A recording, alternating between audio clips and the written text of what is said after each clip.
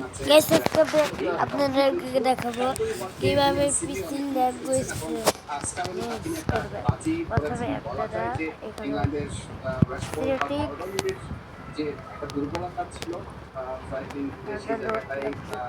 Scaloni একটা seniority একটা budget করেছেন এবং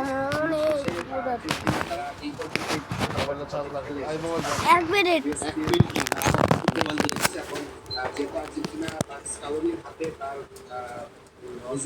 দুর্বল বলা যায় অনেকটা সেই জায়গায় যারা আছে তাদেরকে প্রত্যেকটা ম্যাচ নতুন করে প্ল্যান করছেন আমি সেই অনুযায়ী আছে সেটা